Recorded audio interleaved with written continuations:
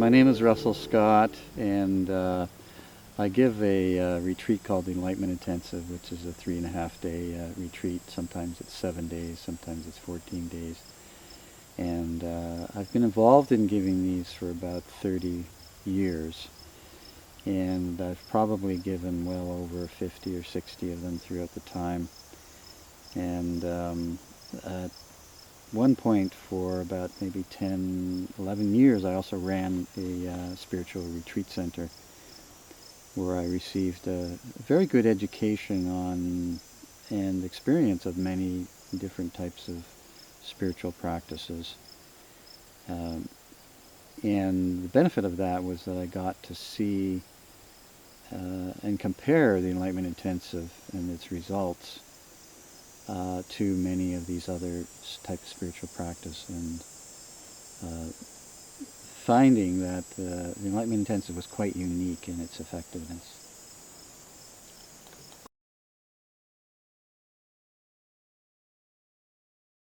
The Enlightenment Intensive is a 3.5-day retreat that its sole purpose is for people to come to an awakening experience of their true nature or the true reality of life and others. And it employs a unique process that combines a traditional process of contemplation or meditation on one of these ultimate questions of life: who am I? What is life? Combining that contemplation, that silent contemplation, with communication to a listening partner. So you might say it's a self-inquiry process, but it's an assisted self-inquiry, assisted by a listening partner who gives a question, gives these ultimate questions to the contemplator or the meditator.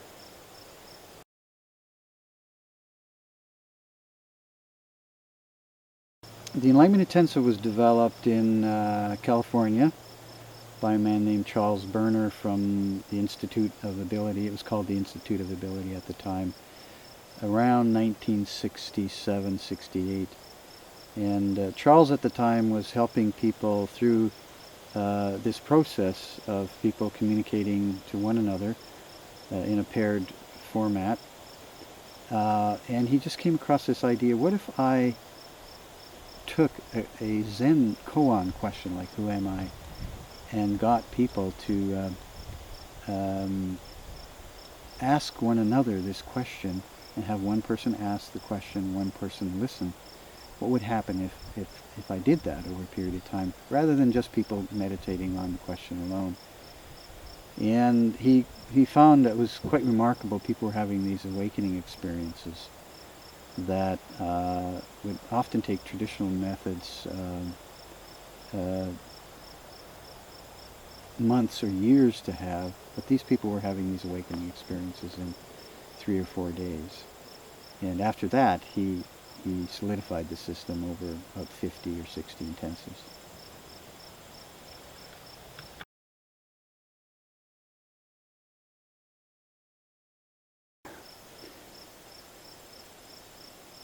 Awakening is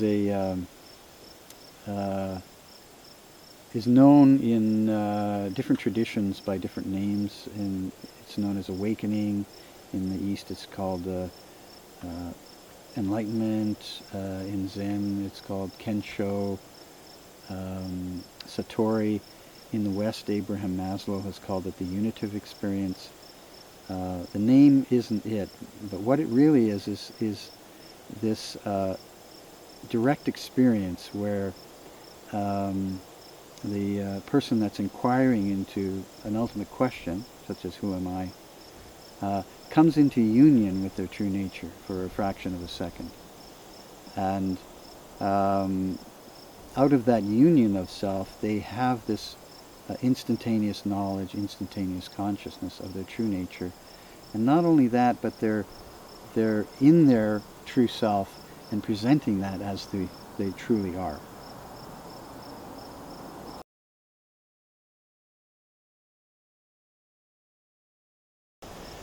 So the you might say the theoretical basis of the Enlightenment Intensive is a concept called coevolution, which if you look very closely to what's really going on in life, what's the dynamic that's really going on in life, you'll very quickly discover that there's this relational aspect of reality, that we are in a relational universe. We're relating to one another, we're communicating to one another, and as a result of that, our consciousness of ourself and others grows. Awareness grows as a function of relating to other people.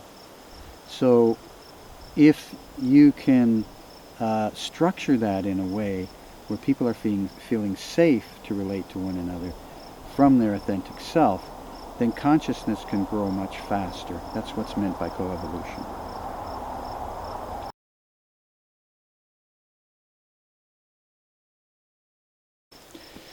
So the process of the Enlightenment Intensive works by structuring our relating with one another in a certain way.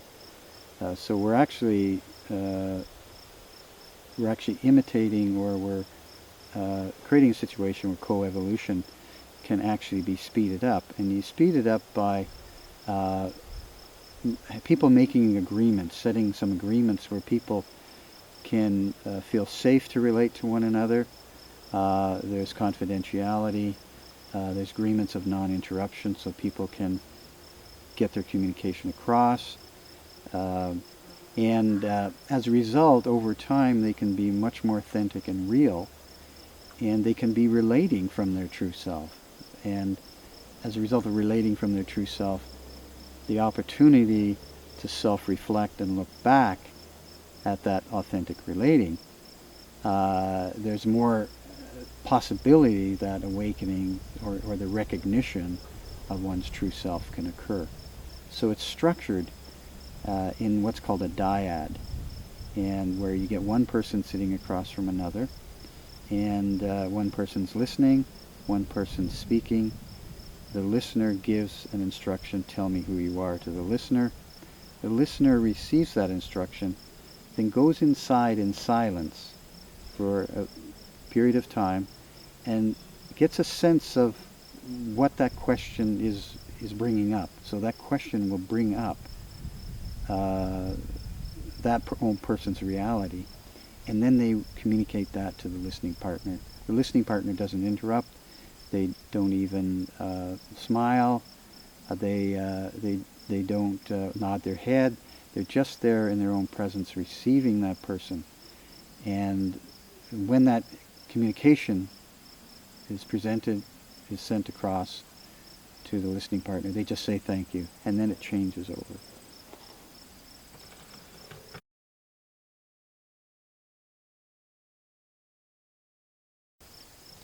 There is a role of authenticity in this process that's fundamental to people awakening to their true self. It's almost as if reality, or you might say universal truth, has a deal with personal reality. That if you want to experience universal truth, or the true nature of yourself, you cannot get there by not being yourself. You cannot get there by being a phony. You cannot get there by being unreal. You can only get there by presenting what's really inside of yourself, where authenticity is this condition where what's inside of yourself, your personal reality, is presented to another, and they get exactly what is your reality inside. So there's this almost this meeting that happens between the universal truth and personal reality. And at some point, as a person is becoming more authentic, more and more real, they will suddenly notice who is the one who's becoming real. But that can only happen if the person is being authentic. And at some point, one will they'll flip into this state of suddenly recognizing who they actually are beyond their ego and their personality. It's a beautiful, marvelous experience.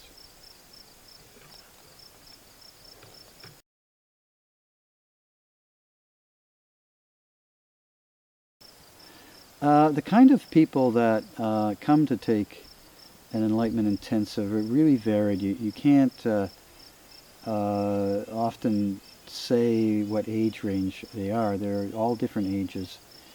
Some of the people that come have gotten through a lot of their life. They may be in their 40s to 60s, and they're kind of looking back at their life, and they're wondering, what was it all about? What really happened here?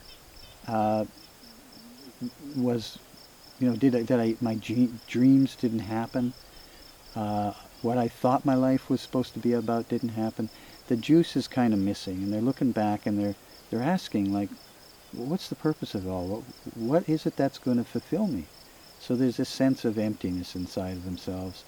You might even call it a sense of depression or desperation, and so they're kind of stuck in themselves, and there's a deep yearning for something much more satisfying in their life.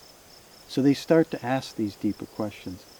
Other people, they've hit something in their life. They've had some occurrence in their life. Maybe they've lost their job, or their marriage is broken up, or they've experienced some trauma or deeper pain in their life, and that causes them to wonder, like, why am I suffering? What's the purpose of this suffering in my life? I don't get it. Like, why is life this way? And I just seem to be stuck in not really being able to get myself across to others. Like, there's something unfulfilling about my relationships. And I think there are other people, maybe they may be younger, and they kind of come into life, and they just have this natural tendency to want to know what the truth is. It's just inherent in them. It's part of their character that they just have this spiritual disposition, and it's just natural for them to want to ask these ultimate questions. Who am I, and what's the purpose of life?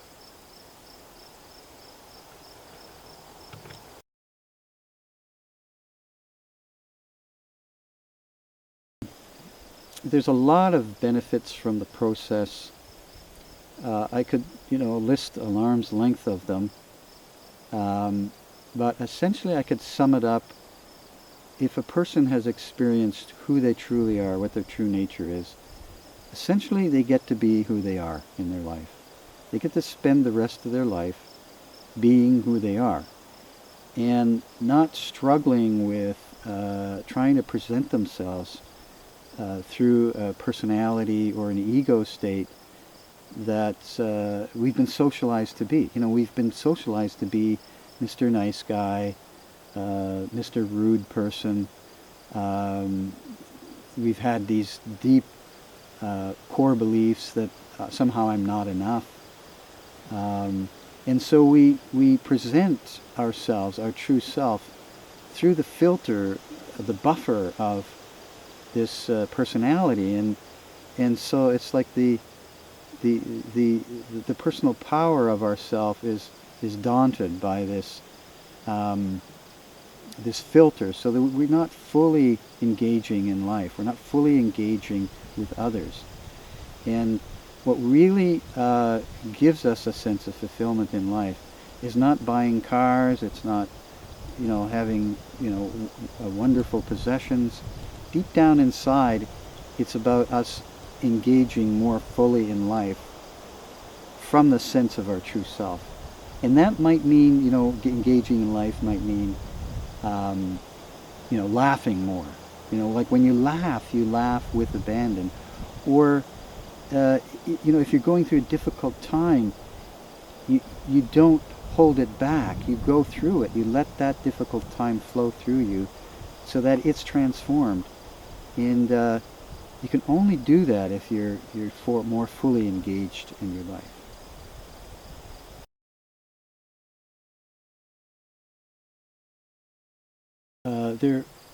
What people get from, let's say, an enlightenment experience of oneself is they get to feel a solidity in the foundation of their being, the deep foundation of their being. they get that who they really are cannot be destroyed. There's a permanence to truth. When you realize the truth of yourself, it is that way, and it is that way forever. I mean, that's a definition of truth. Truth is something that is always being that way. You know, when you say true love, it means you can trust that it's that way.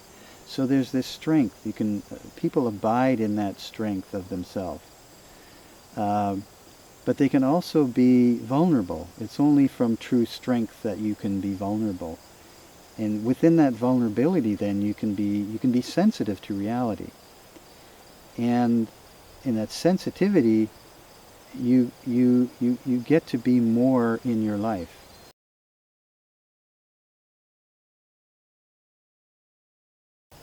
There are a number of awakening or enlightenment experiences that occur on enlightenment intensives. And these are, you can read about these in spiritual literature. The remarkable thing is that you can have these yourself. You know, you don't have to read about them and just believe and take on the dogma. You can have these experiences yourself. So one of the experiences is that people can get about themselves is that who they are is just themselves. They're not defined by anything in their life. You know, they're not defined by their ego. They're not defined by their personality. They're not defined by,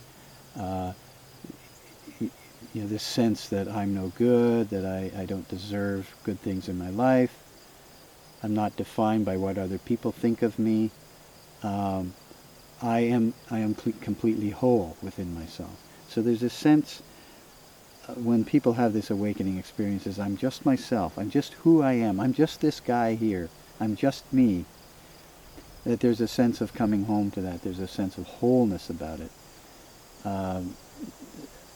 The sense of fragmentation of oneself that happens in life when we're constantly engaged in all kinds of activities vanishes. And people get that they're whole, they're complete. That in many ways they don't have to be fixed. And this is marvelous in this society where constantly we're berated by this fact that in advertising where we're told that we're not enough and we need something outside of ourselves to complete us. There's another direct experience where it goes beyond that, where people will have a sense not only they are themselves, but they are everything.